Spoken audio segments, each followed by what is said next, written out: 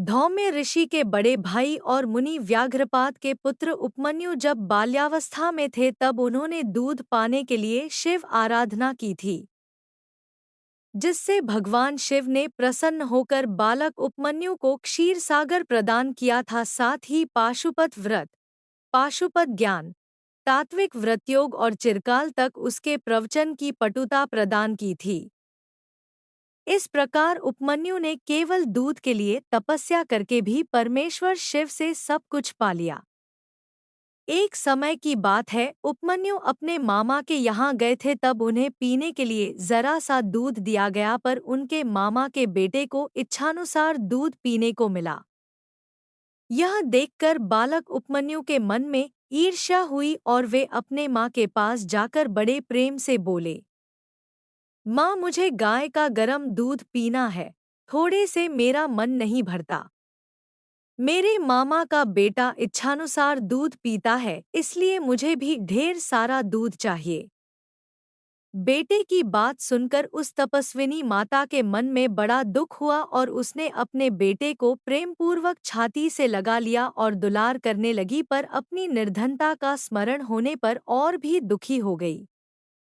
बालक उपमन्यु बार बार दूध को याद करके रोते हुए माता से दूध मांगता रहा। तब हारकर उस तपस्विनी माता ने बालक को बहलाने के लिए कुछ बीजों को पीसकर उसे पानी में घोल दिया और इस प्रकार कृत्रिम दूध बनाकर उसे उपमन्यु को पीने को दिया। माता के दिए उस कृत्रिम दूध को मुंह से लगाते ही बालक उपमन्यु ने व्याकुल होकर कहा, माँ, यह दूध नहीं है। तब माता ने बालक के आंसू पोंछते हुए उसे हृदय से लगा लिया और कहा, बेटा, अपने घर में सभी वस्तुओं का अभाव होने के कारण दरिद्रतावश मैंने तुम्हें पिसे हुए बीजों को घोलकर कृत्रिम दूध तैयार करके दिया था, पर तुम बार बार मुझसे दूध मांगकर मुझे दुखी करते हो। आज से पहले हमने कभी भी धन की कामना से भगवान शिव की पूजा नहीं की है, इसलिए दरिद्रता को प्राप्त हुए हैं। इसी कारण मैं तुम्हें दूध देने में सक्षम नहीं हूँ। भक्तिपूर्वक माता पार्वती और अनुचरों सहित भगवान शिव के चरणों में जो कुछ समर्पित किया गया हो, वही संपूर्ण संपत्तियों का कारण होता है। इस जगत में महादेव ही धन देने वाले हैं, वे ही सकाम पुरुषों को उनकी इच्छा के अनुसार फल देने वाले हैं। बेटा, पूर्वजन्म में भगवान शिव अथवा विष्णु के उद्देश्य से जो कुछ दिया जाता है, वही वर्तमान जन्म में मिलता है, दूसरा कुछ नहीं। अगर तुम भक्तिपूर्वक भगवान शिव की आराधना करोगे तो वे तुम्हें निश्चय ही जो चाहोगे सब देंगे। अन्य देवताओं को छोड़कर मन, वाणी और क्रिया द्वारा भक्तिभाव के साथ पार्षद गणों सहित उन्हीं साम सदाशिव का भजन करो। नमः शिवाय, यह मंत्र साक्षात उन देवाधिदेव शिव का वाचक माना गया है। प्रणव सहित जो दूसरे 7 करोड़ महामंत्र हैं, वे सब इसी में लीन होते हैं और फिर इसी से प्रकट होते हैं।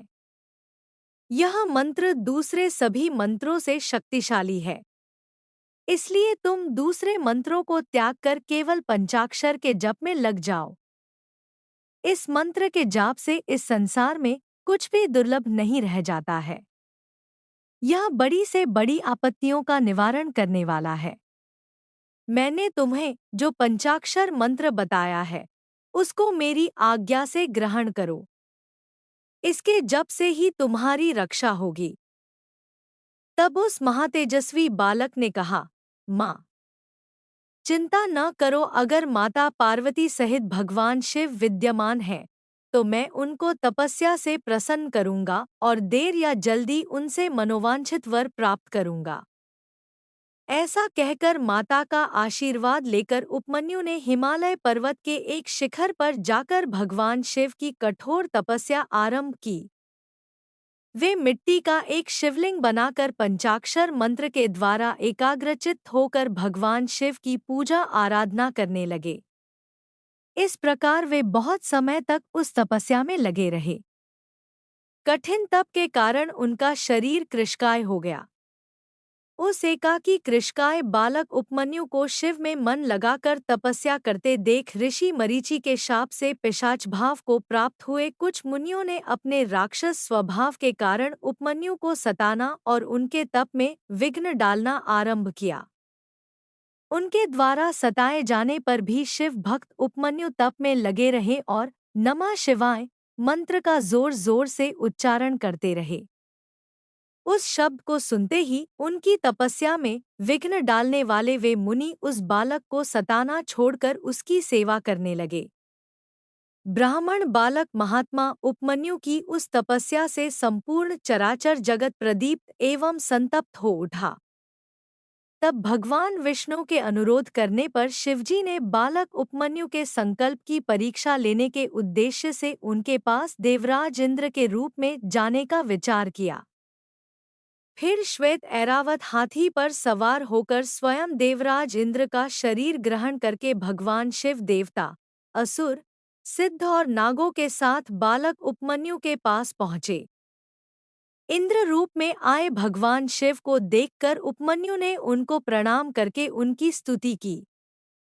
तब इंद्र रूपधारी शिव बोले, हे उपमन्यु, मैं तुम्हारी तपस्या से प्रसन्न हूँ, वर मांगो। मैं तुम्हें सभी अभीष्ट वस्तुएं प्रदान करूँगा। यह सुनकर उपमन्यु बोले, भगवन, अगर आप मुझ पर प्रसन्न हैं, तो मुझे शिव भक्ति प्रदान करें। तब इंद्र बोले, हे तपस्वी, तुम मुझे नहीं जानते, मैं देवताओं का राजा और तीनों लोकों का अधिपति इंद्र हूँ। सभी देवता मुझे नमस्कार करते हैं। तुम मेरी शरण में आ जाओ, मैं तुम्हें सब कुछ दूंगा। उस निर्गुण रुद्र को त्याग दो। उस निर्गुण शिव की भक्ति से तुम्हारा कौन सा कार्य सिद्ध होगा, जो देवताओं की पंक्ति से बाहर होकर पिशाच भाव को प्राप्त हो गया है। यह सुनकर परम बुद्धिमान शिव भक्त उपमन्यु इंद्र को अपनी तपस्या में विघ्न डालने वाला जानकर बोले, हे देवराज, यद्यपि आप भगवान शिव की निंदा में तत्पर हैं, फिर भी आपने उन्हें निर्गुण कहकर उनकी महत्ता को स्पष्ट कर दिया है। आप नहीं जानते कि वो देवों के भी ईश्वर तथा प्रकृति से परे हैं। तत्वज्ञानी पुरुष उत्कृष्ट जानकर जिनकी उपासना करते हैं, मैं उन्हीं भगवान शिव से वर मांगूंगा, अन्यथा अपने प्राण त्याग दूंगा, पर अपने इष्ट की निंदा नहीं सुनूंगा। दूत के लिए जो मेरी इच्छा है वो यूं ही रह जाए, पर शिवास्त्र के द्वारा तुम्हारा वध करके मैं अपने इस शरीर को त्याग दूंगा। ऐसा कहकर स्वयं मर जाने का निश्चय करके उपमन्यु इंद्र का वध करने के लिए उद्यत हो गए।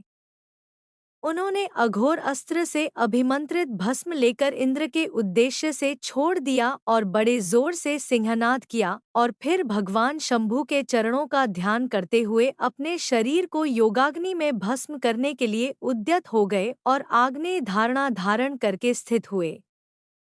शिव भक्त उपमन्यु जब इस प्रकार स्थित हुए, तब भगवान शिव ने योगी उपमन्यु की उस आग्नेय धारणा को अपनी सौम्य दृष्टि से रोक दिया। उपमन्यु के छोड़े हुए उस अघोरास्त्र को भगवान की आज्ञा से शिव वल्लभ नंदी ने बीच में ही पकड़ लिया। तब परमेश्वर भगवान शिव ने अपने मूल स्वरूप को धारण करके माता पार्वती सहित उपमन्यु को दर्शन दिया और बोले, हे वत्स, आज से तुम अपने भाई बंधुओं के साथ सदा अपनी इच्छानुसार भोज्य पदार्थों का उपभोग करो। दुख से छूटकर सदा सुखी रहो। तुम्हें मैं अपनी परम भक्ति प्रदान करता हूँ। आज से तुम मेरे और पार्वती के पुत्र हो। मैं तुम्हें क्षीर सागर प्रदान करता हूँ। केवल दूध का ही नहीं, बल्कि मधु, घी, दही, विभिन्न प्रकार के अन्न एवं फलों के रस का समुद्र भी मैं तुम्हें प्रदान करता हूँ। तुम्हें कभी इनकी कमी नहीं होगी। मैं सभी प्रकार के भोज्य पदार्थों का समुद्र तुम्हें प्रदान करता हूँ। मैं तुम्हें अमरत्व तथा गणपति के समान सनातन पद प्रदान करता हूँ। इसके अलावा अगर तुम्हारे मन में कोई और अभिलाषा हो तो वह भी मुझसे मांग लो। मैं आज तुम्हें वह सब प्रदान करूँगा। ये सुनकर उपमन्यु ने दोनों हाथ जोड़कर दंडवत प्रणाम करके भगवान शिव से कहा, हे भक्त वत्सल, मुझे अपनी भक्ति प्रदान कीजिए। मेरा मन सदा आपके चरणों में लगा रहे और मेरे जो अपने सगे संबंधी हैं, उनमें सदा मेरी श्रद्धा बनी रहे। हे करुणा सिंधु, आप मुझ पर प्रसन्न होइए। तब भगवान शिव बोले, हे उपमन्यु, मैं तुम पर अत्यंत प्रसन्न हूँ। तुम्हारी सब इच्छा पूरी होगी। मेरे प्रति सदा तुम्हारी भक्ति बनी रहेगी। यह कहकर भगवान शिव अंतर्ध्यान हो गए। भगवान शिव से अभीष्ट वर पाकर उपमन्यु बहुत प्रसन्न हुए और अपनी माता के पास चले गए। नमः शिवाय।